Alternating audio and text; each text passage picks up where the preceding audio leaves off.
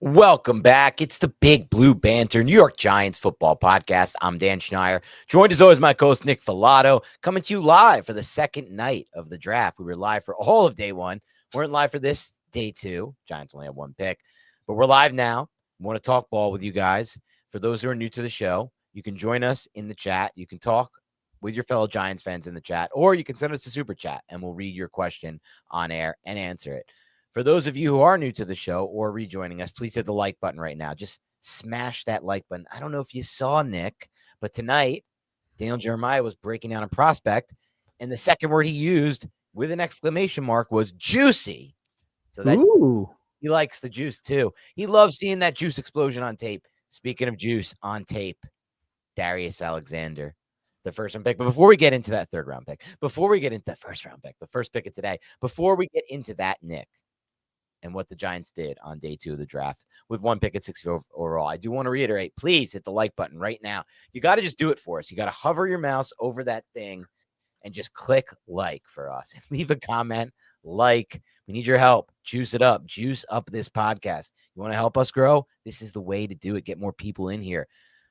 Thank you for those who do it. Thank you to everybody who joined us last night on the stream and left massive donations via Super Chat. That was unbelievable, unexpected, and really, Nick and I appreciate that. We put in a lot of work during the month of April and during this weekend, and it's great to see it appreciated. It's also just cool to have this community. Very cool.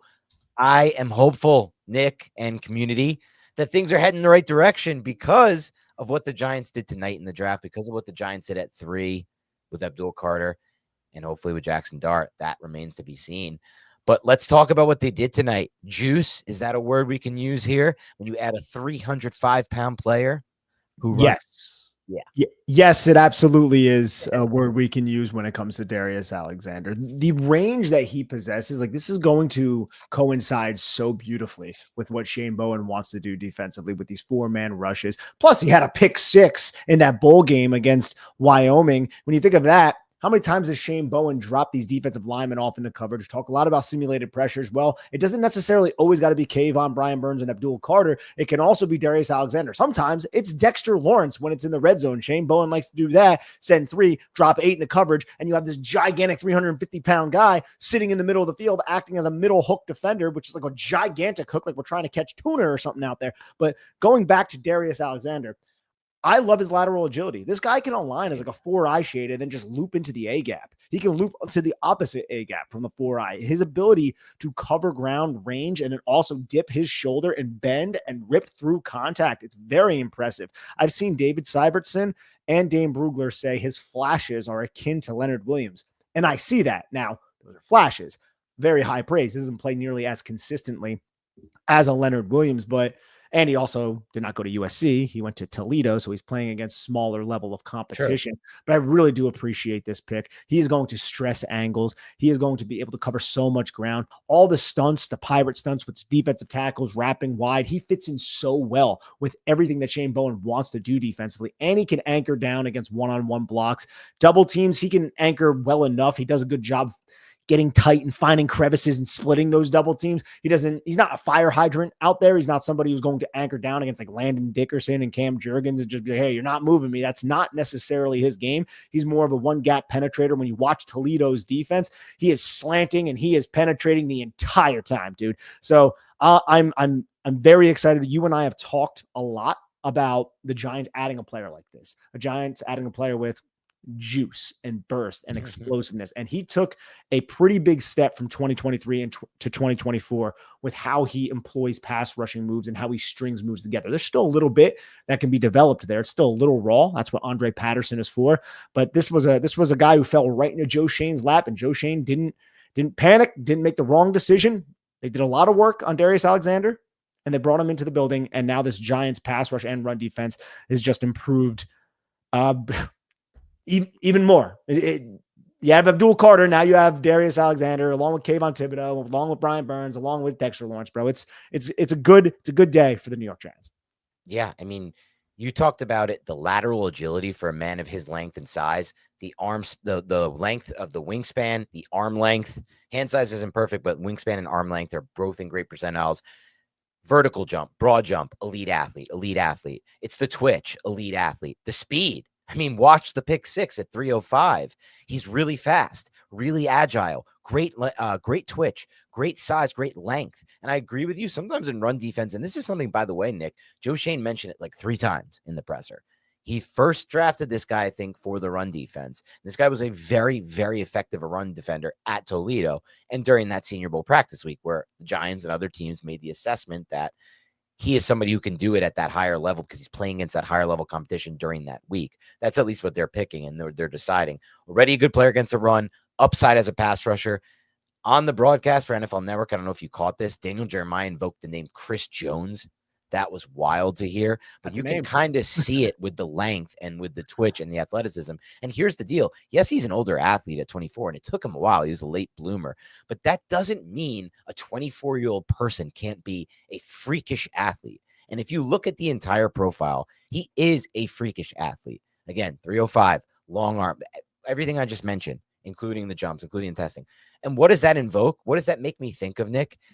And I told you I have a little surprise for you on the show. It's an impression that's about to hit, but it makes me think of what George Young said once, the Giants general manager, who is largely credited for when the Giants, and this is before our time, Nick, we weren't even born during this time, but my dad told me about it. I'm pretty sure your dad's told you stories about this as well. But the Giants were in a really bad era of football at one point during their lives before we were born. And George Young came along, and he had to revive this franchise. And one of the ways he did so was via the planet theory. This is the second time I've mentioned the planet theory, and Darius Alexander is a planet theory pick somehow on the board at 65. Really shouldn't be. Brett Coleman said he was a surprise pick to go on day one. And for those who don't know, because we've mentioned it twice now, the planet theory, according to George Young, there are only a very few human beings on the planet who are big enough and athletic enough to excel along the line of scrimmage in the National Football League. Okay. That's George Young. Those are from that's I cut that up. I put that in the podcast, but he's right. There are really only a few guys like this. And so if you get an opportunity at one of them, you draft them, and Darius Alexander is one of them. It's why I'm so amped up. It's why I'm so excited. This is how you win. You pick the trenches. Look at what Dallas does. Look at the Ravens do. Look at what the Eagles do. Oh, the Chiefs again, right? Over and over. Now the Lions are doing it too. They're prioritizing their premium picks on these types of players. I'm really excited about this player, man. So am I. It fits directly into what we want. Those watching on YouTube, you can see his mock draftable chart. The penetrator, man. The 3 technique. We're going to see alignments. I tweeted something where he was aligned outside of a 5 technique. Yep. Not quite a wide 9, but he is well outside of the tackle. And then outside of him is an edge rusher. You're going to see this quite frequently from Shane Bowen in obvious passing situations where they're going to put Dexter Lawrence as a 1, as a nose. You can put him as a 2-eye, whatever. And then you're going to have Darius Alexander outside of the tackle and Abdul Carter or Brian Burns outside of him or Kayvon Thibodeau. And that's going to force the one-on-one matchup where a guard has to cover so much ground to get to Darius Alexander. And then that tackle and a running back presumably is going to have to handle whichever edge rusher the Giants want to throw next to Darius Alexander. And that's not even considering that Dexter Lawrence is most certainly going to occupy the center and the guard, and that's going to create a one-on-one matchup to the other side. So the Giants are going to be able to create all of these one-on-one matchups. And all of these Giants pass rushers right now, they are all very difficult to frame up. Like you can't get a clean look at them. Like getting your hands inside on them, especially when they're coming from these wide angles, it's wildly difficult. That's what Shane Bowen in this pass rush for the Giants, just with 4 men, we're not even considering blitzing. That's what they're going to be able to do. They're just going to stress angles. It's going to put so much stress on the offensive line of opposing teams. And you're not going to see a ton of 5-man protection package. You're probably going to see more 6 or 5.5 with a lot of chips and things like that. Maybe even 7-man protection, depending on how dominant Dexter Lawrence is going to be this season. So it's a very exciting time from that standpoint, just prognosticating and thinking about what this Giants pass rush, the capabilities and the ceiling and even the floor of it. As long as the offense can put up some points and give the Giants the ability to rush the passer, the floor of this team, the pass rush is still, I mean, think about it last year without Abdul Carter, without Darius Alexander, when the Giants sucked, they led the league in sacks up until like week 7 or week 8. Now you add these 2 players to this pass rush. You add secondary pieces that presumably will be able to cover a lot longer. And you're talking about a defense that, look, this could be a top 5 defensive unit if things go right. I still think there are elements of it that I'm not fully bought into quite yet, but that is not a crazy statement. And it sounded like it would have been a crazy statement if we said that last year. And just listening to you break down the different ways they can use a player like him along their line of scrimmage. They can use Dexter Lawrence in different ways, right? Like we like him over the center, but Dexter Lawrence, if you use him as a 3-tech in a certain formation and a certain look, will work out. Brian Burns can be used in multiple ways. And we obviously already went into how Abdul Carter. It's a dream for any defensive coordinator to scheme up these 4 guys and use the angles like you said. And what I think about is you put that dream up front. Like you said, last year, one of our bold predictions, Nick, was, and I don't know if you remember this from the preseason, one of our bold predictions were the Giants might have the best pass rush in the NFL. We were kind of close for a little while. They led the NFL in sacks there, I think week 8, like you said. Now you add those two, and that bold prediction becomes almost an expectation, I think, for myself at least, for the Giants this year. I expect the Giants to have one of the best defensive lines in the NFL. I expect them to win at the point of attack. I expect them to potentially get to the point, if Joe Shane is right about what Darius Alexander can do as a run defender early, and that's still the key to me. I think he can win as a pass rusher early, Nick. I've seen the athleticism. I've seen the twitch. Yeah. I know how Shane Bowen's going to use him. Will he be the run defender from an effective standpoint he was at Toledo when he takes the jump into competition? Shane thinks so. Okay. But that's really the deciding factor on if this D-line gets the point I'm about to say. But if they do, and he does take that step forward and is that run defender, they're going to be the team, man, in my mind at least, that is so dominant at the point of attack that it really starts to not matter as much what's at the second and third level. You've seen this throughout history in the NFL with teams that have that kind of dominant front. Yeah, you worry about your corner too. On paper, it looks like this. We still have this problem. We still have this problem. Linebacker too. No, we don't. We don't have those problems because the line of scrimmage is dominated on a snap-to-snap basis by this ridiculous front. And I really think that's in the realm of possibility for this Giants defense. I do as well. I'm not sold that he's going to, like, I think he can be a fine run defender, but the way Toledo used him, and it was just the setup of the defense, it was a lot of slanting. It was a lot of, I'm starting here and I'm ending up over there and I'm ending up over there. And the offensive line's like, God, I got to freaking track this guy down. But it's not as much of like, I'm just going to get my hands on you and I'm going to 2 gap and I'm going to play a gap and a half. That's not really what he did. And Shane Bowen slants and he twists a lot. But there's also times where it is more, I'm just going to stack and shed. The development in Darius Alexander's hands makes me think that, yeah, he can grow in that area. He is a little bit older. He's 24, but he's not terrible when it comes to, stacking, locking up, and then shedding a guy. And I also love how he was able to employ his push-pull, his swim to create that separation. But I wouldn't necessarily be opposed in the next 4 picks that the Giants have if they even brought in another, like a Cam Jackson type, or a Yaya Black from Iowa, a player like that. But again, you look at the defensive line room, and now they have 11. They have 11 defensive linemen on this roster. That's crazy. But I honestly only trust one, and then the other's a rookie who we just drafted, who's been a Giants for a cup of coffee so far. Yeah. And I like Rakeem Nunez-Roches, and I do believe Rakeem Nunez-Roches could fill the role that I'm discussing right now. But I still want a little bit more, than a 31-year-old who is probably in his last year with the team. Yeah. I'm less confident even in him than like Ledbetter, even though, that's another question mark as well. So I'm with you. I would love to entertain that idea. And what would it mean? Just trim a little fat on the back end of the D-tackle roster, interior defensive line roster. I'm probably fine with that too. Let's see how it goes, though. We're going to have a lot of options as we work through that last day of the draft. I'm actually really excited. We'll get to that at the end, though, Nick. Let's talk a little bit more about Darius Alexander. I think you're onto something here.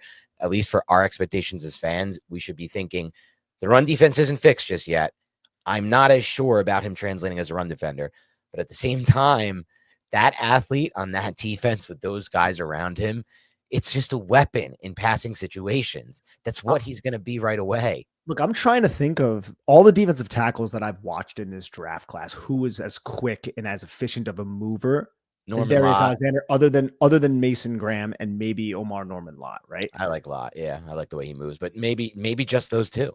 TJ Sanders, maybe you can argue, but I think Darius Alexander offers something different than TJ Sanders does. So this was a I mean, I don't even want to say a great job by Joe Shane. He just stayed put and he took the guy that he did a lot of work on. I guess the guy did the work on, though. It's like the glaring best player on the board, I think, at least. Daniel Jeremiah agrees. He had him ranked 48 overall. Daniel Jeremiah also wrote up, Nick, that he believes this guy is a day 1 3-down player. Like, that's a crazy write-up for a 48th ranked player. He can step in day 1 and play all 3 downs. Yes, no, absolutely. I mean, one of the major reasons why people were were a little bit concerned was because he played at Toledo and he had like 10 he's older. pressures against San Jose State. Yes, and he's older. He was in college for 5 years. But you turn on his Illinois tape from 2023 when he was a little bit less refined. He's still making waves, right? Yep. The Wyoming game, I know it's Wyoming. It's not this powerhouse school, but he still had a really good game with 5 pressures, a sack, and that touchdown with the interception. And yeah, so I think that, or maybe that was another game, but either way, it was he's a player who had 37 pressures last year, 46 the previous year, and then 27 stops this past year, 23 stops in the previous year. So yeah, man, he's a good player, man. He's a good player. It was the Pittsburgh game I meant, not the Wyoming game. But yeah, the Pittsburgh game. Wyoming, I think, was the bowl game that they played in 2023. Regardless of the fact, the Giants got a good one here. 1 pick on day 3 or day 2. It doesn't, you and I, we talked about like, oh man, we only got 1 pick. Like that sucks, right, for a content standpoint. But here we are. They stayed put. They got the guy that we both believe.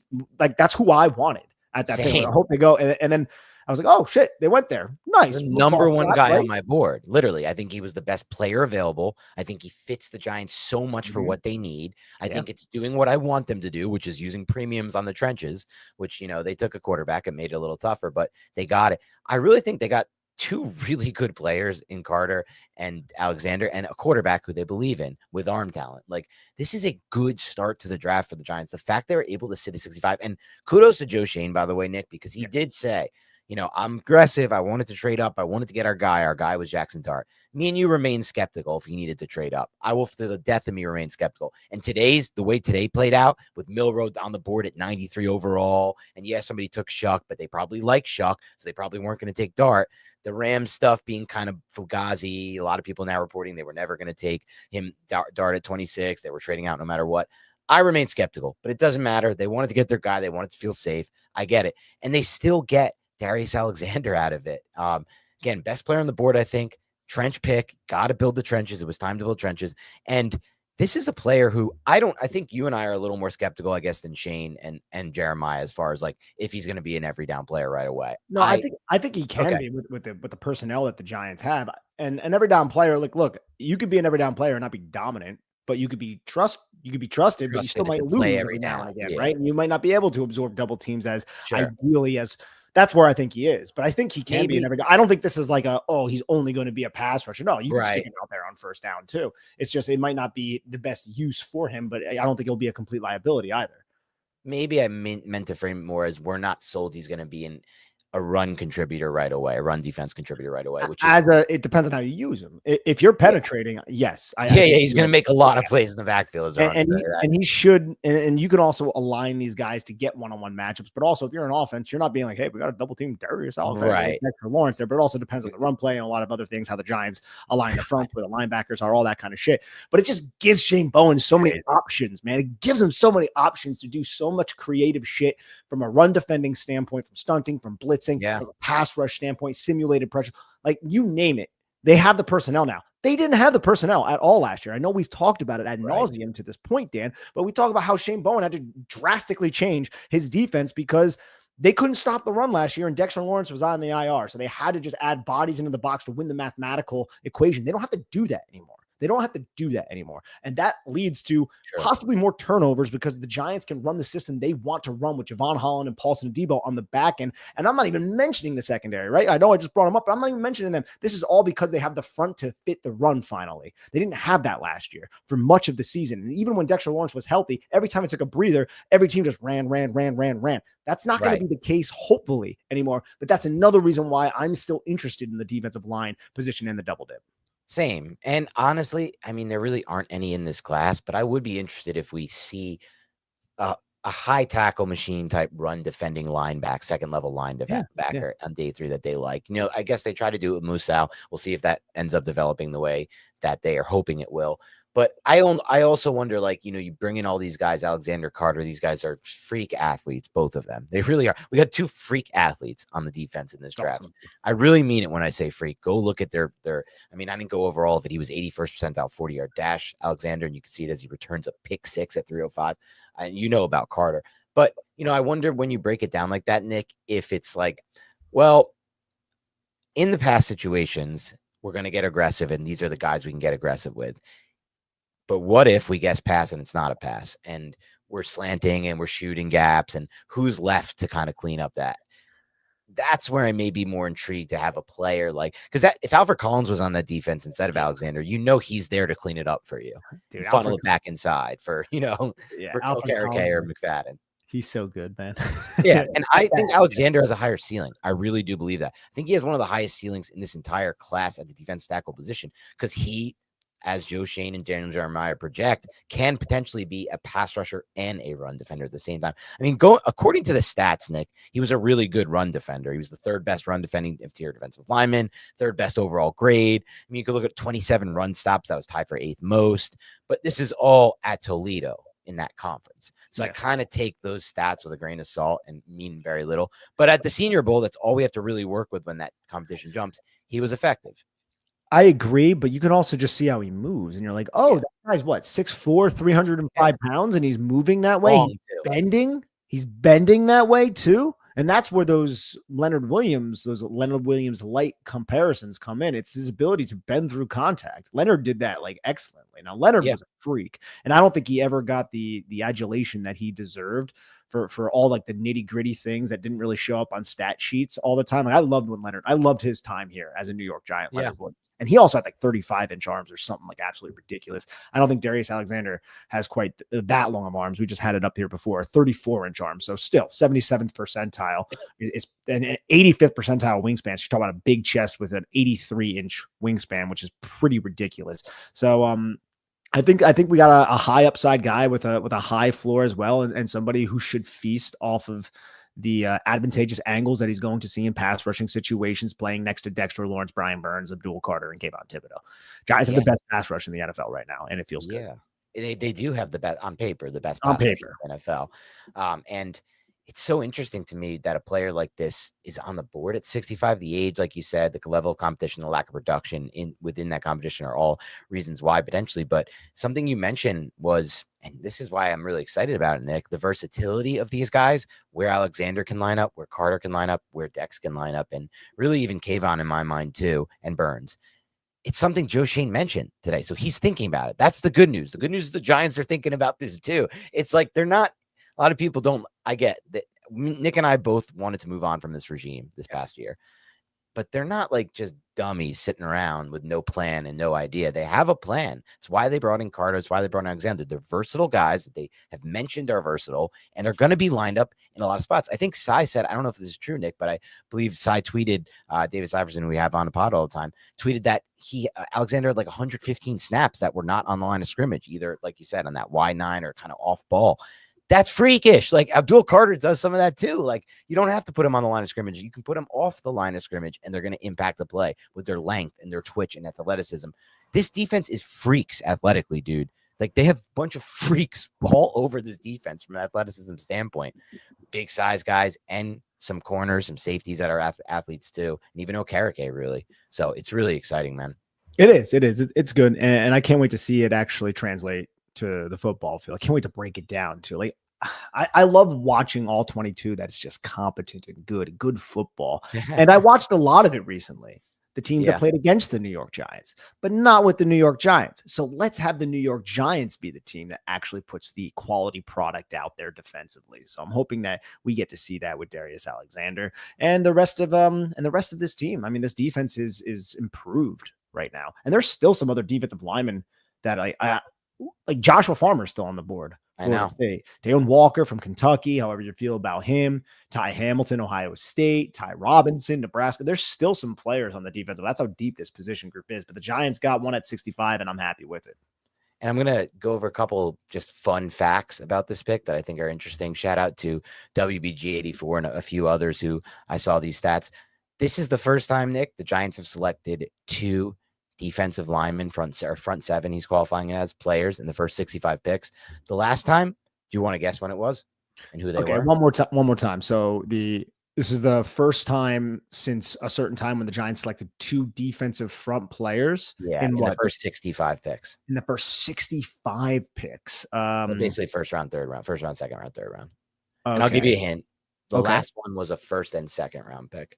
Oh, a first and second round pick at edge and defensive lineman. I'm on the spot, so I'm probably not going to be able to. This is a tough question. Yeah. You're just on the spot. So it was 2010, Jason Pierre-Paul and Linville Joseph. That worked out pretty good for the Giants. Yes. And I think about it, Nick, I go back and forth on this, and I'm kind of changing my opinion as these drafts play out.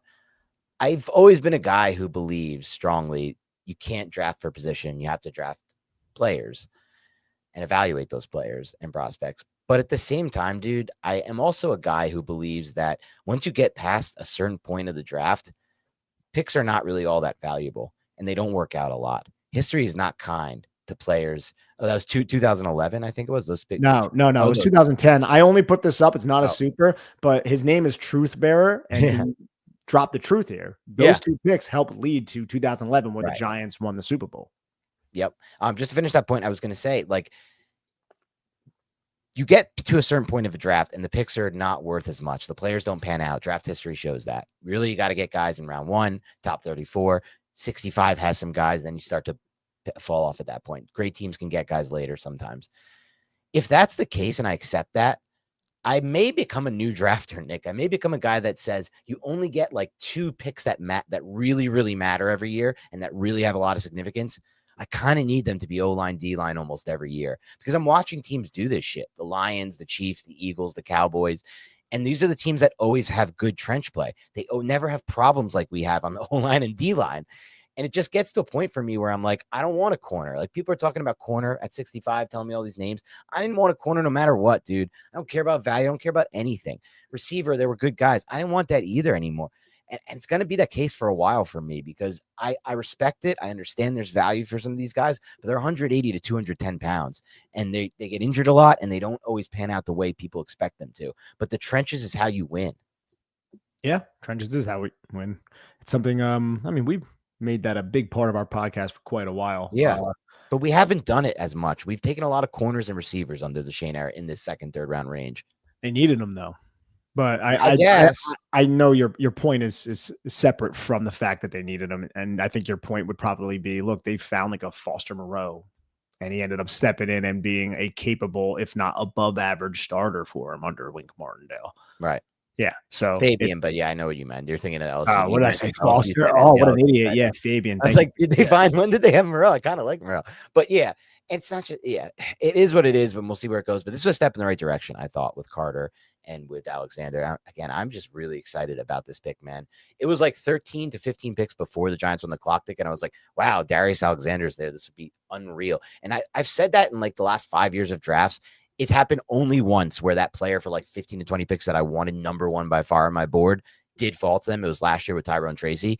And it was just like such a good feeling to have it actually happen. Your guy, and he's there and you actually get him and he hits. It was after Trey Harris went off the board, and then it was Trapillo, and then Ratledge went to the Lions, and then it was Jack Besh and Mike Green. There was a long break. I was watching ESPN. It was a long break with Jack Besh. Long break.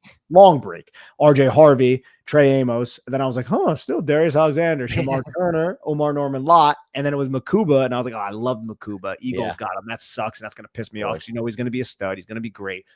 But then I was like, Darius Alexander's still around. This has to be the pick, right? Top of the 3rd round. Let's see. Boom. Darius Alexander. They didn't screw around. They didn't make a mistake. They went with their guy. They did a lot of work on him. And I think it was the right move. Yeah, I really think this was more than the right move. It's a good draft so far, man. I mean, yeah.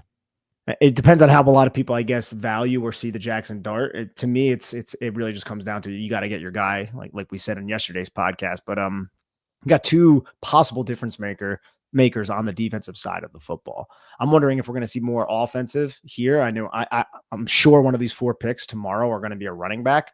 But other than that, I don't really have a position in mind that the Giants have to target. I could see them going secondary still, but it's still I think it might just come down to BPA.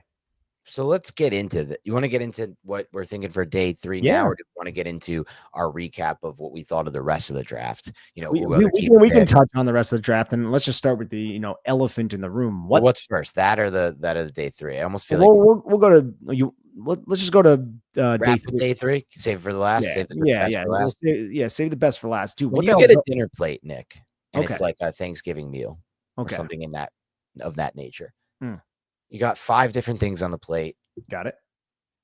Do you eat your favorite thing first or last? I like to the pick, man. I like variety. I don't focus on one. And I'm like, okay, I'm done with my Okay. turkey. Now it's time for my stuffing. Now I'll be like, I want a piece of my turkey. Now I want some stuffing. Now I'm going to combine the two, throw some peas in there, mashed potatoes, and I just make it kind of like all collective, right? It's whatever I Yeah, this is want a bad per example. bite.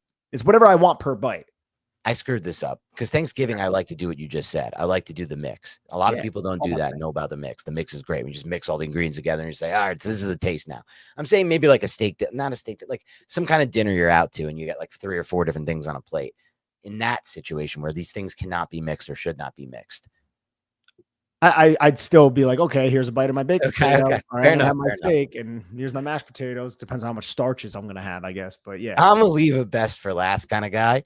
So I save it for, and this was a long-winded way of us saying we're going to talk about what we want them to do on day 3 in a little bit. Let's now talk about the rest of the draft. Start with the quarterback situation. I think it's really important to consider because the Giants traded up for a quarterback and gave up pick 99 in next year's third in a draft class where tonight we learned the NFL is not very high on this quarterback class.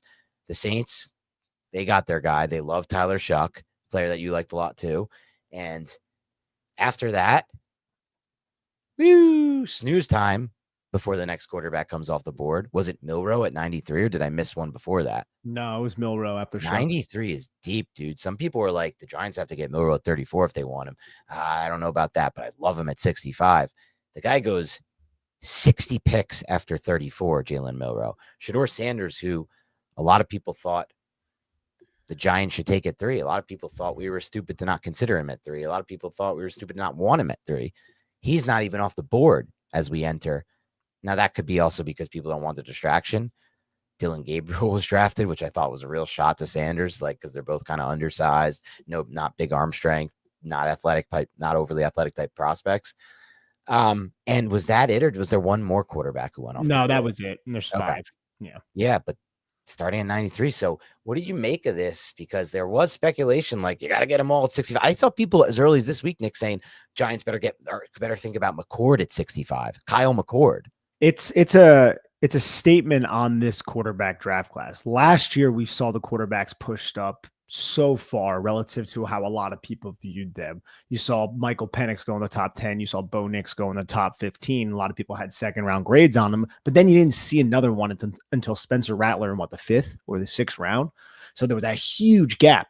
This year, this quarterback draft class is nowhere near that. You had Darton Ward go in the 1st round, Tyler Shuck, Milrow, day 2 with Gabriel, which is a surprise one. I guess Kevin Stefanski really values whatever Dylan Gabriel offers, the accuracy. I mean, he's like you said, a lot of games started. He could be the Purdy people think. That's the thing. It's the timing and all that, right?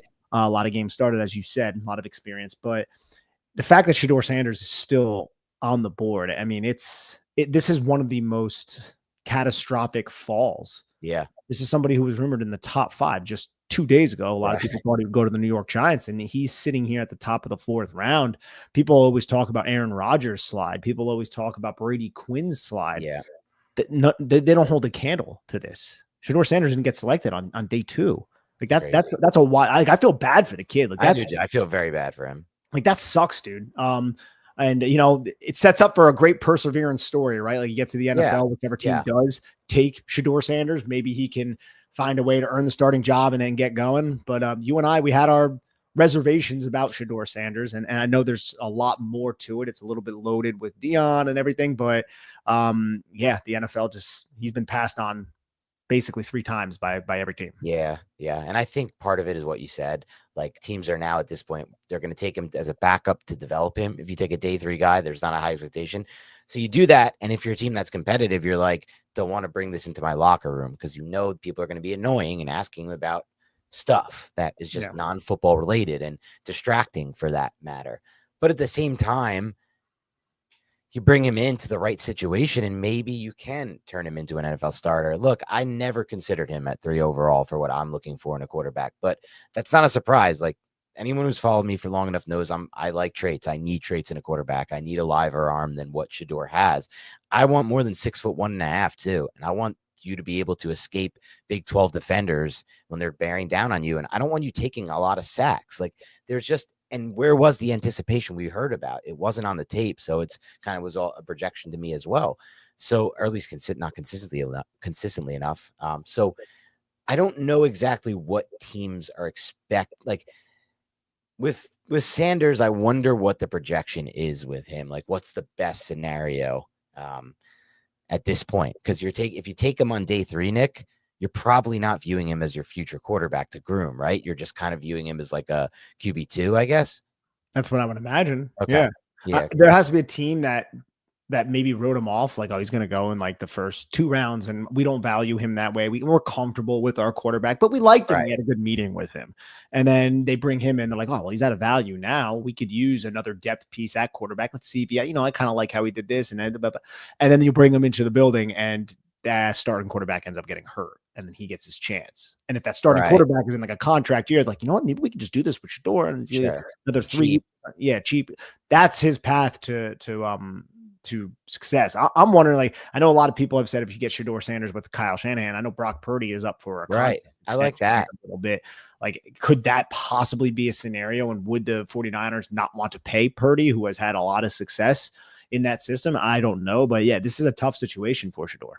I like that idea a lot, actually, to the 49ers. And I'll say this, Nick. I think like Shedeur is a better prospect. He has to be a better prospect than Dylan Gabriel, right? So I think, at least from what my eyes show me, traits wise and what I've seen him do on the college football field. So what that tells me is that these interviews did not go well. That's all I have left to speculate about. Like, the Browns taking Dylan Gabriel over him tells me they did not like his personality. They did not like how he interviewed with them. It might not even be just that. It could be like everything that like happened pre-draft as well, right? Like there was like this huge conversation. Like people, right. I don't know who put it out or what was just media bullshit, media spin, but like the whole narrative, like, oh, Shedeur might be able to pick where he goes and stuff like that. Like, I don't know if that was Shedeur. I don't know if that was Deion. I don't know if that was just people just assigning that to Deion Sanders because he has somewhat of a bombastic personality, and now they're projecting that onto his kid, and that's not freaking fair to do. Yeah. I don't know, but what I do know is the NFL is not a big fan of Shedeur Sanders right now relative to how a lot of the media viewed Shedeur Sanders, and it sucks because he had himself built up over here. They all thought that he would get picked high, and now he's down here. So now it's going to be on him to build himself back up and hopefully persevere for his sake. Yeah. And as it relates to the Giants, they got their guy in Jackson Dart. They went up to get him. So they got to be right on him at this point because they valued him, in my opinion, more than the NFL did. We'll never know if that's true or not. And I think they just valued the quarterback position in this class more than the NFL draft. That we know is true based on how far some of these guys fell tonight. As far as some of these other picks go, Nick, the Browns, who we talked about and praised last night for their trade back last night, they get both of our boy Carson Schwarzenegger early in this right away on the top of day 1. And then they get their Nick Chubb replacement in Keyshawn Judkins. I love this pair of picks for them. I love this pair of picks as well. Do you think Judkins is, I saw someone tweet this, I can't remember who, but is Judkins the first player to ever be selected in the NFL while taking a shit? Because he was not on screen, bro. They were like, yo, where is he? They just show his family celebrating, and then he walks in. Maybe he was taking a number 1. Or possible. It's certainly possible. But definitely like that combo of picks. It's kind of interesting. I was going to ask you about some interesting teams. The Bears, what they're doing is kind of interesting to me. Colston Loveland, then come right back up and take Luther Burden. They're with DJ Moore, with Romo Dunze. I still have questions about their offensive line. I think they got somebody in at they got Trapillo. They added Trapillo and then Shamar Turner to their defensive tackle at the end of the second round. And they got a deep defensive line rotation at this point. Look, their biggest priority is just ensuring that Caleb Williams doesn't bust. You bring in Ben Johnson, Colston Loveland. Like, I like Cole Kmet. Colston Loveland is a massive upgrade over Cole Kmet. And now your 12 personnel package isn't Gerald Everett and Cole Kmet. It's Colston Loveland and Cole Kmet. And now you have Luther Burden and Ben Johnson will maximize Moore. Burden. Yes. And Roma Dunze. Did Keenan Allen go back there, by the way? No. Okay. So he's a free agent? Yeah. Okay. I'm wondering if he does go back, but even at this point, I mean, adding Luther Burden, you don't have to rely on him. You can use him in a like a very creative manner. I'm trying to picture like how the Lions offense was last year and then assign that to the Chicago Bears at the moment. Look, put Caleb Williams into a position to have success, surround him with playmakers, and that's exactly what Ben Johnson is doing. But you're right. I still would like a little bit more of a solidified offensive line, albeit they did go out and add a bunch of veterans in free agency. Yeah, they did. A few other notes I thought were interesting. The 49ers got Alfred Collins at 43 overall. This is a player we mocked the Giants, both of us, at 65. Thought he'd be on the board at 65, but good teams make good picks, and they don't let players like that fall. Good football players. Two of my guys, too. Yeah. Nick Martin, who I did not have this high, but he is fun. He's like just a rocket roaming the crappy defense that was Oklahoma State, and then Upton Stout from Western Kentucky, who I absolutely loved. So he's very undersized, but he is another one who's just quick trigger downhill, hits much bigger than he is. So yeah, I came away enjoying what they've done on the first 2 days, specifically on day 2, although Michael Williams is a fine pick. I'm going to say this. I know we didn't talk about it almost at all in the month of April because it just was not in play for the Giants at any point. I think Mason Taylor is going to be a good pro. I really like that the Jets got him. I think it was a phenomenal pick. Everything I've seen from the way he moves, the way he can block, the way he just plays the position, I like him a lot. He's kind of a controversial character in the sense that I just didn't really hear a lot about him. But I love and he's a pedigree pick. You know how I feel about pedigree picks. So I thought that was a good pick. He's a high floor guy. He's a high floor guy. Yes. Armand Membu too, and Azariah Thomas. Like the Jets, both the Jets and the Giant fans should be happy. It should be a nice weekend in New York right now if the Knicks continue to win. The Knicks win. Cowboys keep adding to the front. O-line in round 1 again, and then Azaraku, a player we liked. We'll talk more about that on our NFC East podcast. Will Johnson slide all the way to 47. Arizona was interesting. If he can stay healthy, obviously that's injury related. He could fit so well in defense, and I'm excited about that. Elijah Arroyo is a player we discussed a lot in the pre-draft to the Seahawks. Any interest in? What do you think of that fit? Elijah Arroyo to the well, we could talk about Seattle real quick because I think they had a cool draft just because they get the Grayzable, which they needed that interior offensive lineman, someone to shore up the trenches for Sam Darnold, and then Warrior, is that how you say it? The kid from South Carolina, the safety. Even attempt it. It's just big, rangy safety who can come down into the box. We know Seattle has a certain pedigree, a certain archetype, even though it's a different coaching staff there now at safety. But you got to think Mike Macdonald's there. Mike Macdonald did use Kyle Hamilton. I'm not saying Emin Warrior is Kyle Hamilton, but they're both big, rangy safeties who can cover a lot of dirt, cover a lot of ground. And then you add Arroyo, like you said, with Jalen Milroe, and now you can do certain things with Milroe, groom him in that system behind Sam Darnold. And then Arroyo, man, like, remember when they brought in Noah Fant? Yes. Just didn't like people thought like Noah Fant could be like an Elijah Arroyo when he was coming out of Iowa. Like Noah Fant was the discussed Iowa tight end. So good. Not TJ Hawkinson, right? It was Noah Fant, and he just it just never really happened. He was hurt a lot through his entire rookie contract, and now he's just kind of like a ho-hum player. But Arroyo, if he could stay healthy, Sam Darnold can throw a good seam ball. So I didn't mind it. Now, there was a specific team I wanted to mention to you. Well, there's 2. We'll start with the Houston Texans, and then Green Bay is the other team.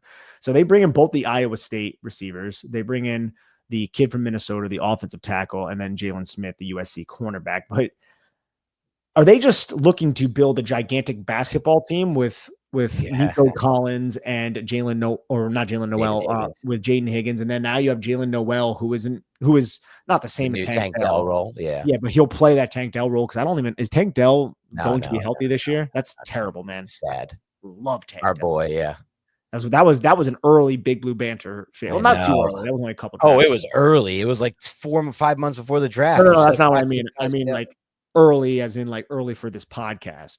Oh yeah. We were early. We were one of the first people that I've known because I just happened to turn on Houston's tape and I was you got me on. It was I only know about him because of you. You're like, dude, you got to watch this kid. It's like, holy shit, he's unreal on tape. He's just dominating. And they had a quarterback in that class who I was like Clayton Tune and watching, who sucks in the NFL. But I was like, all right, now I really want to watch this kid, Tank Dell, and he was just unbelievable. But yeah, I thought that was interesting. I really like what they did there. I think you lose Stephon Diggs in free agency and Tank Dell, unfortunately, probably unlikely to play this year. They needed to give Stroud some weapons, so I thought that was good. They have a bunch of the John Mechie's and the Xavier Hutchinsons, but these two will probably round out that 11 personnel package. I'm trying to think, did they sign anybody though? And are we forgetting? So I want to look that up if they added somebody low. While you do that, I have a question that I was curious about. Please, we'll get back into that. I'm going to list off a few. Yeah, players. They did. I knew they did. Christian Kirk. Oh yeah, they did get Kirk. They traded Yeah, for Kirk. yeah. But in division trade, a lot of in division trades these days, even in the draft, which are surprising. But I'm going to name some players, Nick, who were selected before the Giants took Darius Alexander. Okay. And I want to know, and then a few who were selected after. And I want to know if you would consider or draft any of these guys and you would have preferred them to have them. The first one is the fun one. I don't want them to do this again. I think Darius Alexander is by far their best option, even of like the 5 guys drafted before him. But it would be pretty fun to pair up Trey Harris with Jackson Dart. The rapport narrative. The rapport narrative would have been strong there. And he's a good football player. The rapport narrative, he is a very good football player. I really liked watching Trey. I've watched a lot of him recently going through Jackson Dart's tape. Yeah. Please watch the Jackson Dart review on the channel, or at least give it a click if you don't want to watch it, just to get the up the algorithm a little bit. Thank you very much, everybody. But yes, I would have loved that. And he's also best buds with Malik Neighbors. It would have. You wouldn't have taken him over Darius Alexander, though, if he was on the board, would you? Okay, because you were like me with the trends. What about Jack Beck?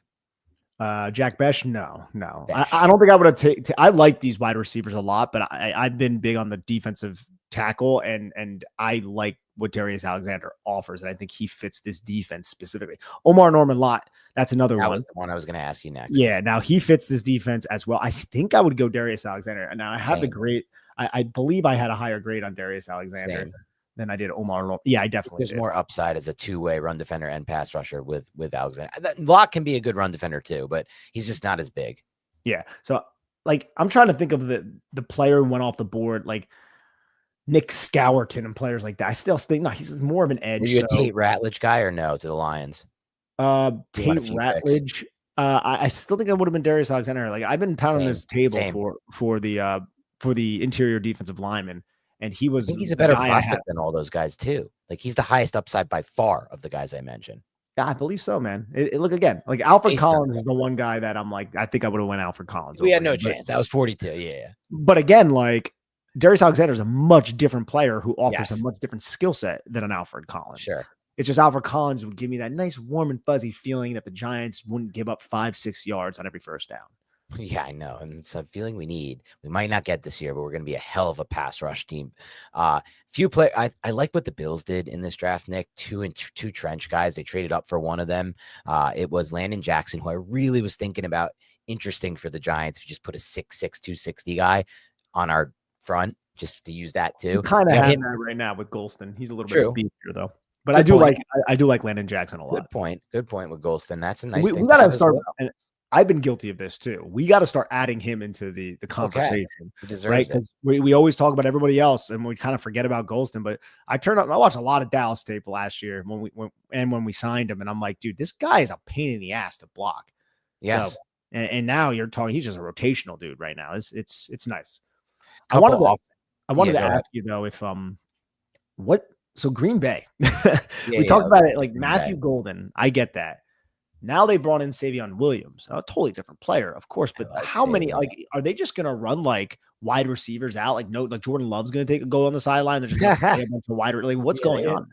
It is a good point. Like I was going to say, dynasty interest for me in Savion, which I don't even want to tell you because I'm in multiple dynasty leagues with you. I just really think that Matt LaFleur can use him exactly how he needs to be used. But then again, it's like, also he's like on a 5-man wide receiver depth chart and probably won't get the stats that we need him to get. Like we'll see like Melton out there, and we're gonna be like Bo Melton's out there. We're like, what's happening here? Like, last year was a nightmare owning Packers receivers in fantasy. You just didn't know who was gonna do what. But I do think that he's really intriguing for that LaFleur offense. And I wanted to ask you about 2 fits of players, one that was a year guy and that we knew would be drafted earlier than projected. And he ended up going in the top 75 at 74 overall. And then another guy who was my guy, and I fucking love the fit for him in this offense. And that's the Denver Broncos, adding offensive skill position talent for Bo Nix and for that budding offensive line, and the genius Sean Payton, who was a genius with Kerry Collins and is a genius again with Bo Nix and was with Drew Brees. RJ Harvey, my favorite back in the class. I thought the best value in the class. Everyone's like, oh, he'll go late. Nope, he didn't go late. And then your boy, Pat Bryant from Illinois. Very 2 my guy picks for us. Big Pat Bryant fan. I'm glad he squeaked into. I had a day 2 pick on him, right? And he ends up squeaking into day 2. I thought that 4-6 would have hurt him. I did, but it didn't, because Sean Payton was like, I will still use you some kind of way with Cortland Sutton out there. Just have 2 big bodies that Bo Nix can just toss the football up. There's not many jump ball wide receivers who are better than Pat Bryant in this class. And you didn't really hear anything like, at least I don't want to tell other people what they heard, but I didn't hear from the limited podcasts I listened to and draft media that I take in. I didn't really hear that much about Pat Bryant at all.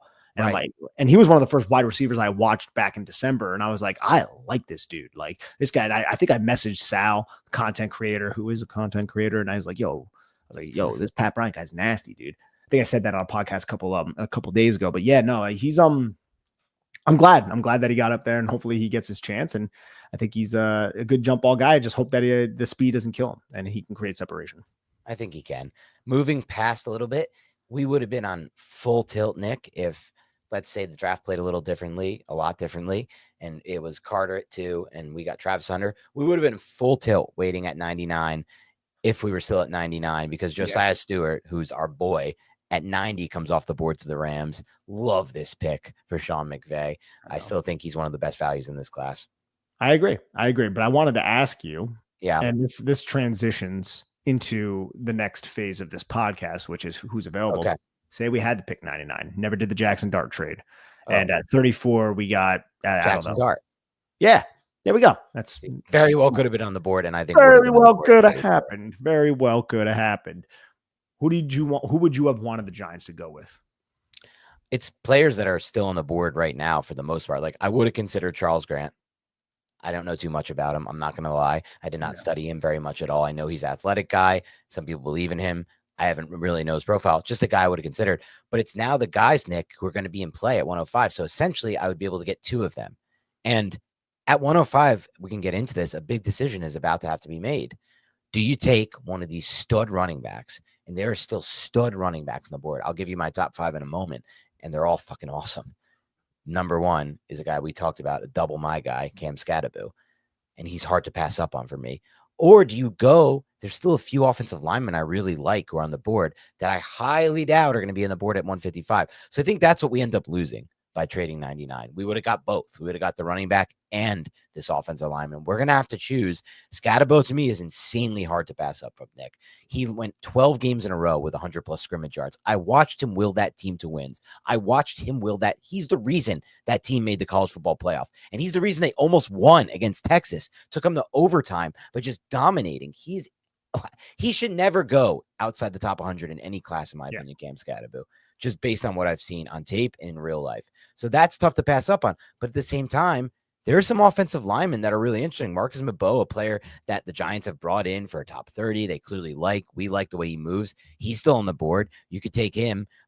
Just looking at a few of the other offensive linemen we can discuss right here and see if you're interested. And hold on, let me get to Miles Frazier from LSU, Jalen Rivers from Miami, Jackson Slater from Metro State, Garrett Dillinger from LSU.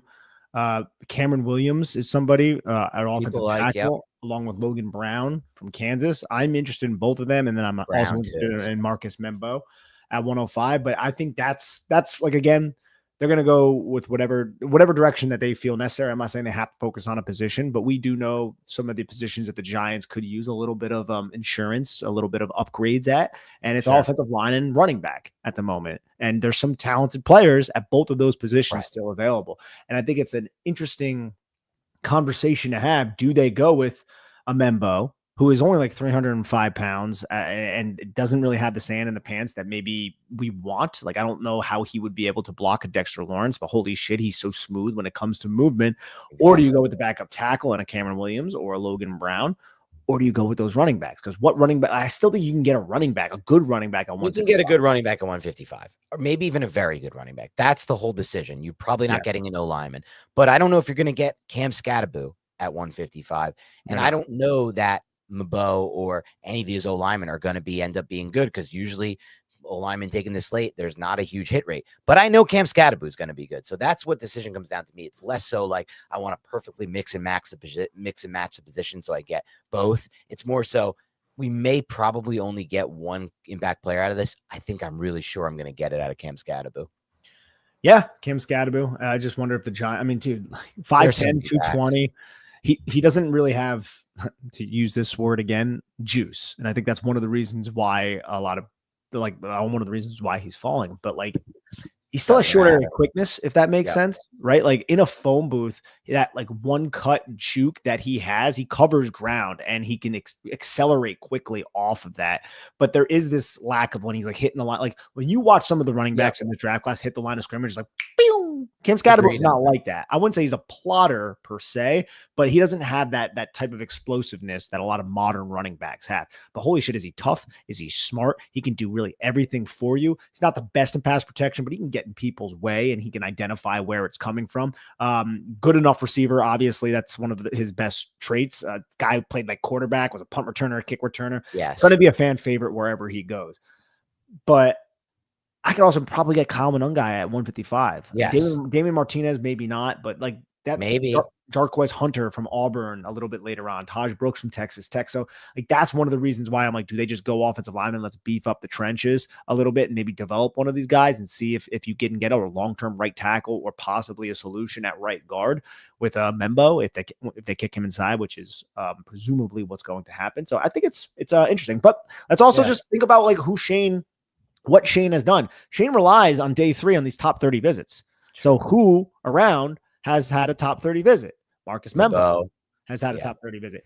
Did Cam Scatterbo? I saw Scatterbo did as well. Yeah, Cam Scatterbo had a top 30 visit. And then you had the Kyle Monungai had a local visit, so it didn't have to be a top 30, but it's still a visit. That Ollie Gordon too. Ollie Gordon II from Oklahoma State. And again, Ollie Gordon II came out last year. He might have been like a second round pick. Yeah. Right. The guy was insane. He was in the running for the Heisman. Yeah. And he just had to step back because the offense sucked and the team sucked in general. Sure. But I think he's a little bit of a stiff runner, but he's still somebody that would provide something different and would be a value for the New York Giants. But there are other running backs that I have higher than Ollie Gordon II. Yeah, and you bring it up. It's the dilemma they're in because they don't have this pick, and that's okay. They went and got their guy, and they felt they had to, or they just felt they didn't want to risk it. But it's a good dilemma to be in because I think, Nick, there are more offensive linemen that I like than they're usually on the board when we get to this pick. I usually don't feel this way about like 3, 4, 5 players, but at running back, man, that's the thing. Like, I love Scatterbo, and in my opinion, he brings something unique to the NFL. You talked about it. It's not traditional. It's not flashy. It's not, but the way that he runs with that low center of gravity and just fighting for every inch and just that nonstop motor, like I've just seen it work so well for his college team. And I think personally it can translate, but I do think it's a good point for you. If he ends up being a bust, it's because of what you said. It's the burst downhill. It's that quickness to the line of scrimmage till you get eaten up in the NFL. It's the speed of the game. We've seen that with a lot of prospects we've liked. The kid out of Purdue, the receiver, Charlie Jones. I don't think he's fast enough for the NFL. I think the speed jump for him is probably too much for him to be an impact player like he was on tape at Purdue. This is going to happen sometimes for these undersized players that aren't traditional athletes. So I'm fine accepting that as a possibility for Scatterbo. And maybe you say, all right, you pass up on him. But man, look at all these backs that are left. Scatterbo, Damian Martinez, Jarquez Hunter, who I love, Bashal Tootin, if you just want 4.32 speed on your offense, Brashard Smith, who's the converted receiver running back, some people like SMU, Dylan Sampson's still on the board, dude. He could be like a real NFL difference-making talent too. DJ Giddens glides on the field. Taj Brooks, you mentioned Monungai, who we love.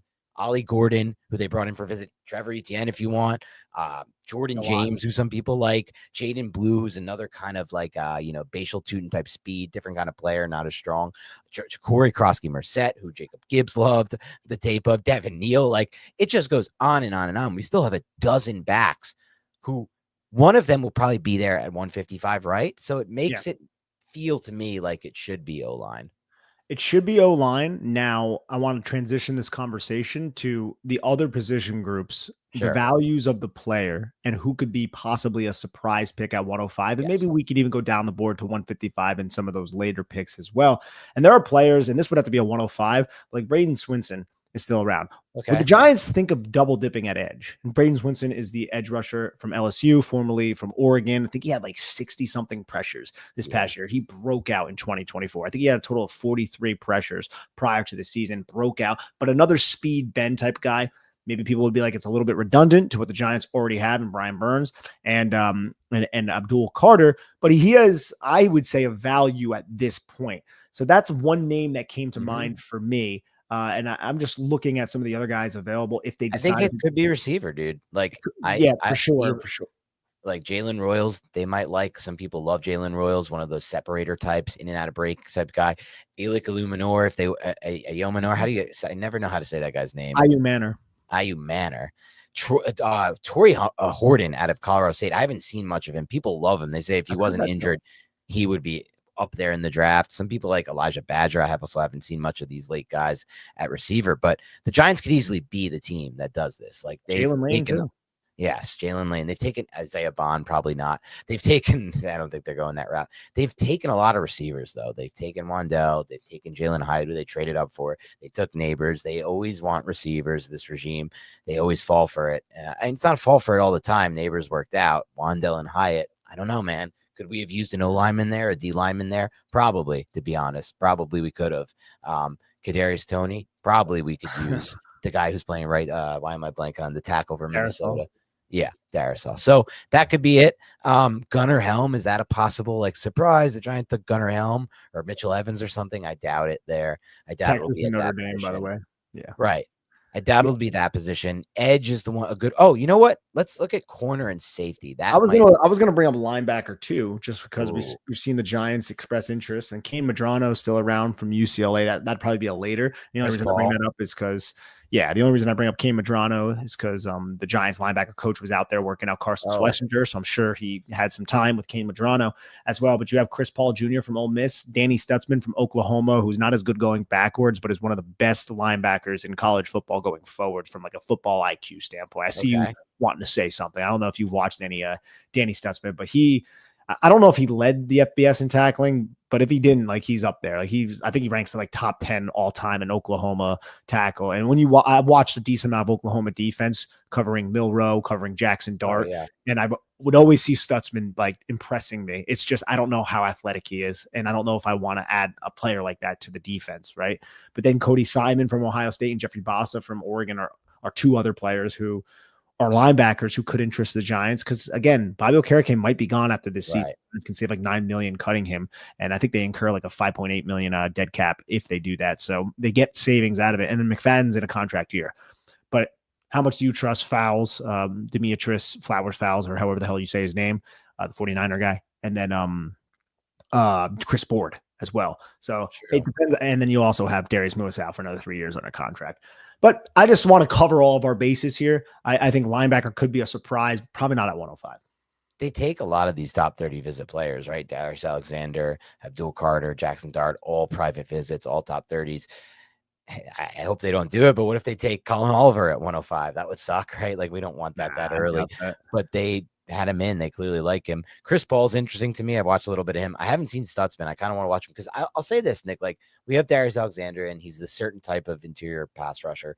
I think he could be good against run. I'm not sold. Maybe one way that we can shore up, because our run defense just really killed us last year, is getting one of these off-ball linebackers who snap your fingers and he hits and he's just like a tackling machine.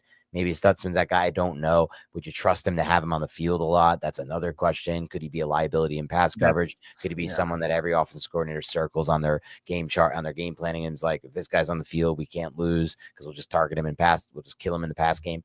So, it's not a great linebacker class, but it's good to talk about these guys because you're right. A surprise could come here. Surprise could come at safety or corner. This team loves drafting defensive backs. I mean, they just love it, dude. So I wouldn't be surprised if that happened either. Yeah, and I think the top 30 visit, and just going through his tape, I liked it, was Jalen Reed from Penn State. He's a safety, just excellent in run support, filled in when Kevin Winston Jr. was out. Good in man coverage, I felt like, too, like harassing an annoying player, shot out of a cannon type of player. So Jalen Reed would be the first guy who comes to mind. RJ Mickens as well from Clemson, and then Billy Bowman from that Oklahoma defense. As for the corners, man, Kobe Bryant from Kansas is one, a big, long cornerback. The other cornerback is Mello Dotson from Kansas, and then Corey Black from Oklahoma State. Corey Black, top 30 visit guy. True. And those are always important to keep in mind. Again, the Giants are now up to what? Like 13 top 30 visits they drafted in the last 4 draft classes, and this one's not even over yet. 3 for 3 this year. It's crazy. They don't hide their intentions at all in this draft, and that's okay because it hasn't killed them yet. All right, Nick, anything else, or you want to get to some supers? I want to get to some supers, but one more question, just because it's another top 30 visit guy, and I think the Giants could still use him, and that's Joshua Farmer from Florida State. Yeah. What about him at 105?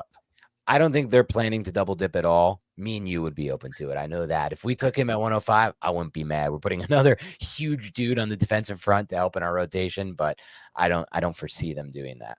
All right. Grim Silo, what's going on? Says, what in the ever-loving beep is going on with Sanders? I'm not a fan, but that drop is pretty wild. Does the talent just not match the headache?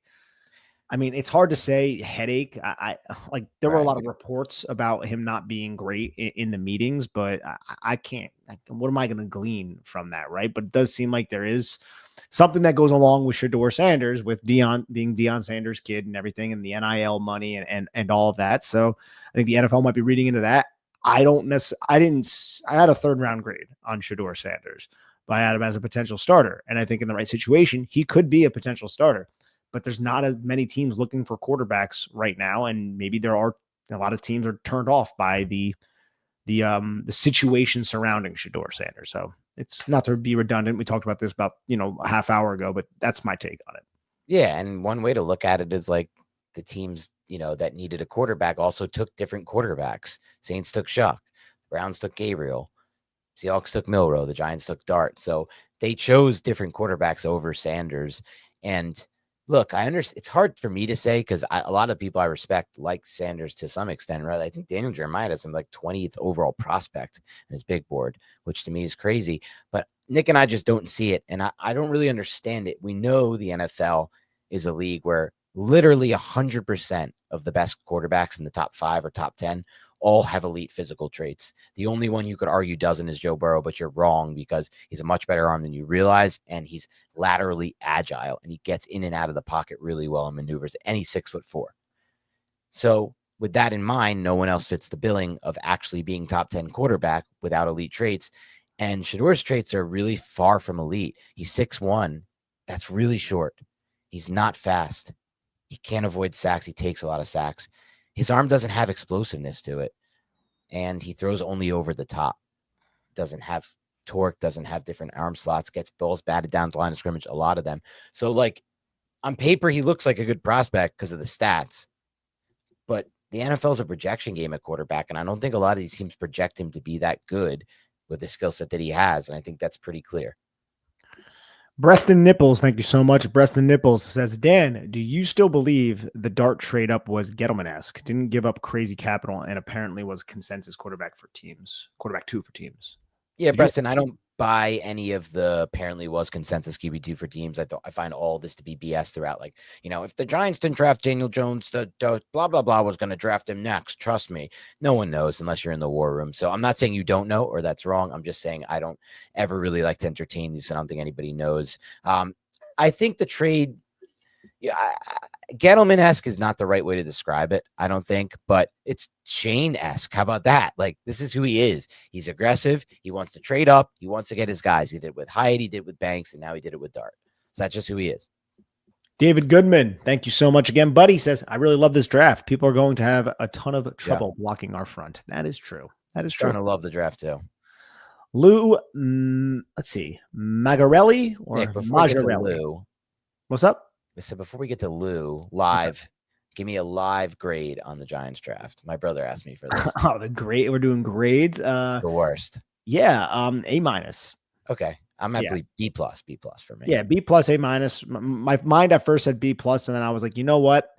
They got a quarterback of the future. They got one of the best players in the draft, and they just got a defensive lineman that you've been telling that why is it not in the A's? The only thing for me is, did you need to trade up? But I'd rather the general manager do what he has to do for a small price to get the most important position if they actually believe in that most important position. Like, I'm not going to hold the feet to the fire for what they surrendered to get that very just like something that usually costs, an immense amount of capital, and it didn't here, especially when the next pick, James Pierce Jr.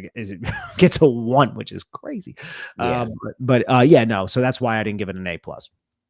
I think that's fair, but I think the devil's advocate case to it, and maybe why I have it closer to B+, is just that in theory, that's all great, but there's also the possibility this isn't their quarterback of the future, and they just kind of are telling us it is. And that's where it gets interesting, right? Because it's like, how are we evaluating? Are we evaluating this how we feel it is for the New York Giants solely, or are we like, doing it because we know that Joe Shane and Brian Dable are the ones leading it. Because like hitching two guys on their hot seat to these, like to the making them make these decisions, it's like, yeah, they're going to do what's best for the longevity of their jobs, but it's also finding a quarterback that they believe in. And I don't want them to do solely what's best for the longevity of their jobs, but I also want them to find a quarterback that they believe in. You know what I'm saying? So Yes. it's like there's a duality there where I'm like, I don't know exactly how to judge this. Sure. So I'm just going to go with an A-, B+ is fine. I could move my grade up. I Yeah. could. If Dart shows me stuff early, like NFL game wise and just everything wise. And look, dude, like I went through a lot of Dart tape before. There are pro style concepts within that tape. It's not all Mickey Mouse offense. There's a lot of manipulating space. I wouldn't say it's Josh Heupel's offense, but a lot of it is also just like insanely good coaching by Lane Kiffin. He's so good. Like even just with simple shit, like double moves, like showing something on one drive, right? Where it's going to be like the number 2 is going to go flat and the number 1 is going to go vertical. And then on the next drive, the number 2 starts to go flat and now he's bending right back up the seam. It's like the play calling and how he packages those plays. It's excellent. And Dart ran the system very well. Very well, yeah. And he threw with anticipation in that system. Like he led receivers. He threw into space, which I liked. The Wake Forest game, I thought, was a great example of what you just said, just the coaching, the dismantling from Lane Kiffin versus whoever the hell that defensive coordinator was. It's not only that, he's like a step ahead kind of coach, Lane Kiffin. I know you watch. I think you watched. Did you watch the Gruden thing yet now? The Gruden QB school with Dart. Yes. So you saw where like he's diabolical. He's on like a Belichick level, Kiffin. Like he had a play in his playbook where a receiver faked like he was going off to talk to the coach and he went to the sideline. He's talking to Kiffin. They're yelling at each other. And then Kiffin just gives him like, all right, just go back in there. And then the ball's like snapped and this guy's just like running up the rail wide open for a touchdown. And it's like, who thinks of that shit? And Gruden's like, is that legal? And Dart's like, yeah, I guess it was because we didn't get called for it or anything. Yeah. Crazy. Yeah, no, it's it was good. People should watch that too. John Gruden, man, I could listen to that guy talk football all day. Yeah, it was so entertaining. It was cool watching him break down the plays and like bark him at him. Absolutely. Lou Magarelli or Magarelli, whatever it is. Thank you so much, my friend Lou. I'm loving that the Giants are loading up on the defensive line in the draft and free agency. But is this new cast of characters going to make us better against the run? We talked a lot about this, Lou. Yeah. Yeah, I think it's not going to make you worse against the run, but is there room for more improvement? Sure. A lot of it just depends on how Darius Alexander adapts to the strength of grown-ass men on the offensive line and not 21-year-old kids. True. Seize the moment. Love this. Thank you. Seize the moment. Says 2 things. Really impressed with Joe Shane, the last 2 drafts, building his board and knowing the runs and where the draft is going to go. Second, what round do you think we get running back or wide out? Really like Jack Sawyer, the Ohio State edge. Look, we could use a guy like Jack Sawyer, right? Like you have Golson who's going to play that like physical edge, but he's more of a penetrator and a slanter as well, which fits this defense. But a guy who can like stack shit, like a Landon Jackson almost only a lot worse and not as big. I think Sawyer is a 6'4", Jackson's like 6'6". But regardless, yes, Sawyer would be a nice addition to this team if the Giants do decide to go edge and go in that direction. It gives you something a little bit different.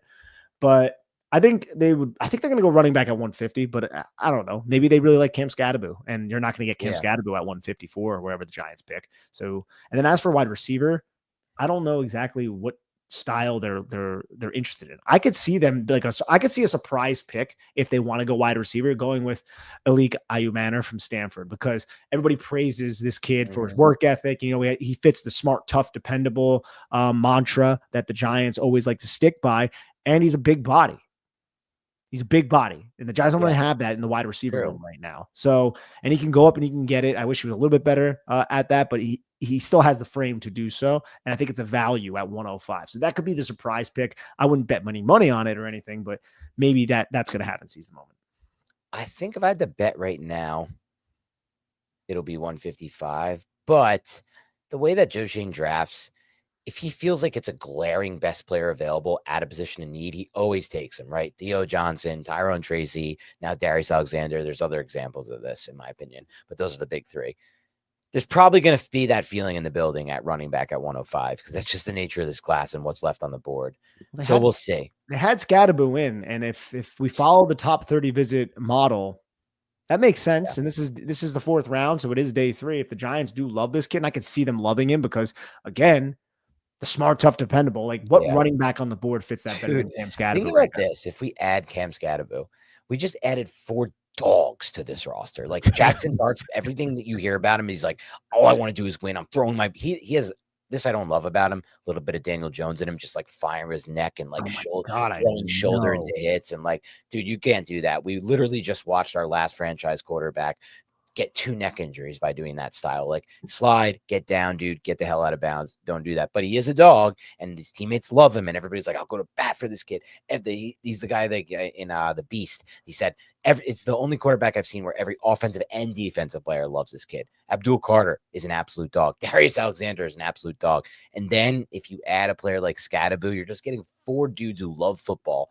and love being absolute maniacs on the field. Giant fans would love. Yeah, they would. Scadaboo. Oh my God, Scadaboo would be the biggest fan favorite if they draft him. I know, and part of me wants it just for that because I know I would fall in love with him too, dude. Yes. H50 Pharaoh, thank you so much. Says, I love how scary this defense is looking. I am excited for the season. So am I.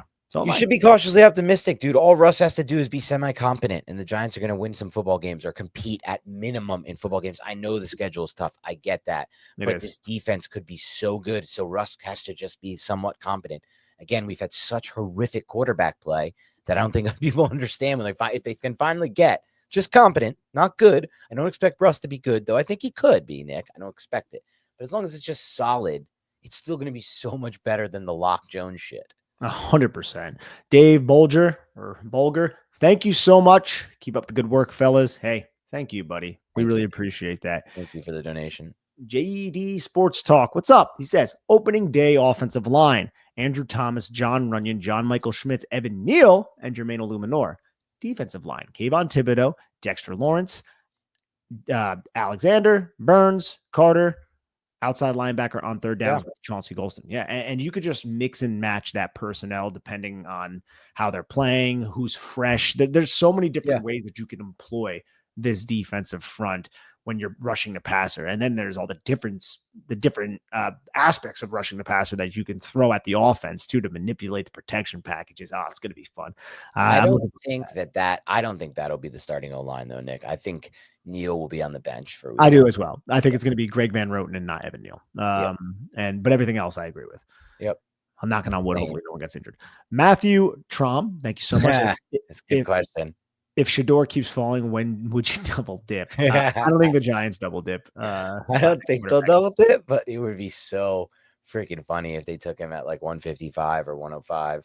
I got to imagine I don't know though. Again, I don't think the Giants want that circus in the locker room. And I think that sucks for Shedeur. He doesn't deserve that. He's a good kid. Like, my issues with Shedeur have nothing to do with the off-field stuff, really, Nick. Now, I don't know if he bombed these interviews and was a douche or whatever. Yeah, no idea. Be part of it. Then, like, of course, I have issue off-field, but I don't know any of that stuff. So all my issues are the things I already discussed, the physical traits and how I think they'll translate to the NFL. But double dip, the Redskins did it with Robert Griffin and Kirk Cousins, and it worked out for them.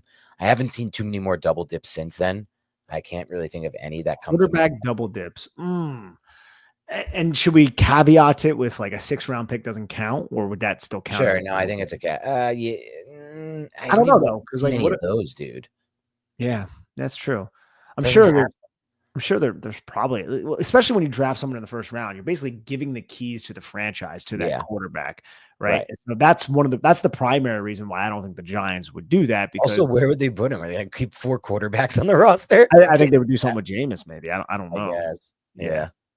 But then they potentially are one Russ injury away for having to start like a rookie, one who played in a Lane Kiffin offense, and the other who probably doesn't have the arm for this, and also played in a bullshit Pat Shurmur offense that was like 4 plays. Yeah, that would be brutal. Like, that's why they have Jameis here. It's like, all right, if injuries happen again, which keep happening to us with Jones, at least we don't have Drew Lock coming in. Like, we need something, and Jameis can move the ball. Drew Lock, man. They got to keep Jameis, in my opinion, for that reason. The Dan Abides 10, thank you so much, says, do you think drafting Dart means Dable and Shane are guaranteed at least 2 years? If not, wouldn't this be a huge mistake? Yes.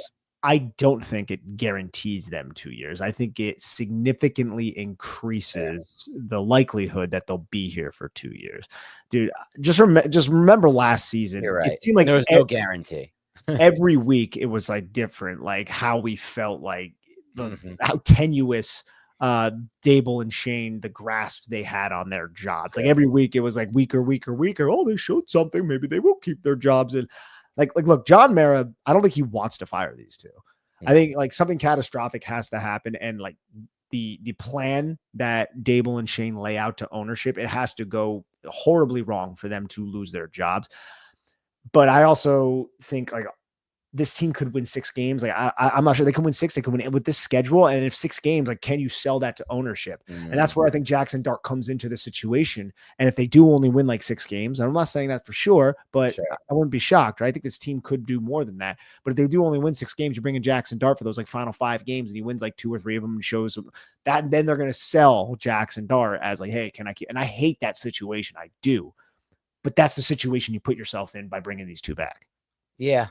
My take on it would be, unless it's a catastrophically bad season like last one, Nick, they're going to be back. And this is a 2-year thing. So I think that's what they get with Dart. And I think it's a big part of maybe why, I hope it's not a big part of why they're motivated to go get him. That's why, like, and that's the drawback. And that's why I'm more B+. That's why I'm getting pushed towards the B+ range, you know? Yeah. It depends. Like, I do believe Dart has a shot, though. I do think a shot. What's the true conviction that Dable and Shane have in Jackson Dart? I think there is true conviction. Not third overall conviction. Not third overall conviction, no. Yes, of course. Not third overall conviction. But again, they waited. They were patient. Yeah. They got it. And I'm fine with that. Like the Ravens took Hayden Hurst over Lamar Jackson. Right? Yeah, you're right. So I'm okay with that being the case, but like I do hope that it's not the case of we're talking ourselves into loving somebody who has the moxie and the personality of being a quarterback. But then I turn on his tape and I'm like, it's pretty good tape. It's pretty good tape. So why am I being like a little bitch with this, right? There's enough moments of him throwing the ball to where the receiver's going to be rather than where he is. And that's a big one for me watching these quarterbacks, like, because I just saw so little of it with the last quarterback. Like, get the ball to a spot, not where he is right now. We're so stupid. We're so stupid. Derek Gross, thank you. So this is why we have good. It was a recent one. Yes, Drake May and Joe Milton. That's not so. It was a 6th-round pick, but also good point. Yeah, but I mean, we should have known that. Like, let's not act like we. I know it just over it. It went over both of our heads. Also agree with Dan. You're right, Derek. Invest in the trenches until you're a powerhouse. Derek, thank you so much for talking about the double dip. No, Joe Milton's not there anymore, so it was a half. I know. Yeah, it was a 1/4 dip because he only got 1 year into his contract. I thought the Cowboys might take Shedeur. They didn't take Shedeur either. They have Joe Milton. Joe Milton. That's why I'm reminded of this. But that was a team that might have taken Shedeur. Who the hell is going to take him tomorrow? This is a wild situation. I don't know, and we can close out on this. Like it's got, like I said earlier, it's got to be a team who enjoyed didn't think they were going to get him, and then enjoyed his pre-draft interview. Yeah, because all the teams that like thought they would get him, like, they didn't take him and they passed. They're out of the mix, most of them too. Like, besides the Steelers, they're not out of the mix. They could, I guess, take him.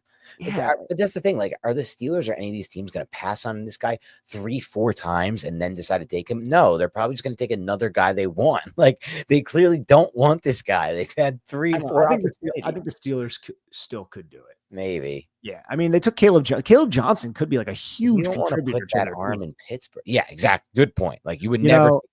I love that fit, Caleb Johnson. It's just Derek Harmon and Caleb Johnson. And when they made the Caleb Johnson pick, I was like, that makes a ton of sense. And Caleb Johnson could be excellent for the Pittsburgh Steelers. But like it depends on how much they believe in Shedeur. They might not love Shedeur, but they like Shedeur. And now with I think they have the 21st pick in the 4th round. That's where they could go Shedeur if he's still around. But if they don't, it's like, yikes. Yeah, I don't know at this point. Yeah, I feel bad for him again. We've talked about that. And I think he's not as bad as people are said. He should be drafted at this point. Yes. But again, sure. If you're the Steelers, though, like, do you want to put him in Pittsburgh in the cold, playing Baltimore, playing Cincinnati, playing Cleveland in the cold? No, like, he's got to go to a dome. Like, some dome team's got to get him, in my mind. What about the Cardinals? Cardinals are interesting. They should do that. Murray is falling apart. Like, the Colts should try it. Like, these dome teams that don't have it should at least try it in round 4. The Cardinals are an interesting team. Cardinals are interesting. It's a good one. Yeah, I mean, Kyler I think they like Kyler. They believe in Kyler, but still Kyler's had a lot of injuries. And who's their backup quarterback right He now? hasn't been that good either. They had Clayton Tune, this is a second Clayton Tune drop on this live stream. Who would have thought? Who would have thought that Clayton Tune would be getting so much airtime today? CT. Arizona car. I want to look this up before we get out of here. They signed someone ever? They can't be going into this thing with Clayton Tune as the QB2. Yeah, they did. Jacoby Brissett. That's who. They did get Brissett. And that's yeah, a solid backup. That's good. Good call by you, Sanders to the Cardinals. I like that. Let's run with it and see if it happens. See if that happens. But as for the Giants, we know what we're locked in on heading into day 3 tomorrow morning or afternoon, 12 o'clock. Maybe one of these top running backs, Cam Scadaboo, would be fucking fun. But maybe Mabo. Maybe it's I don't even know how to say Marcus Mabo. I always say Mabo. I think it's Mabo, but I don't know. Membo. Pronounce it Mebo, I think is actually how you pronounce it. Or a few other offensive line we can consider here. Miles Frazier. There are options for the Giants depending on where they want to go. I just hope, Nick, that they get this thing right because it's a good start to the draft. It's exciting times, I think, again, for the Giants. This pass rush, this defense, man, so much upside heading into this year. So for everybody else, thank you for tuning into Big Blue Banter live stream, draft day 2 recap. Please please hit subscribe, please share, do whatever you can to help the show, comment. We'll talk to you tomorrow.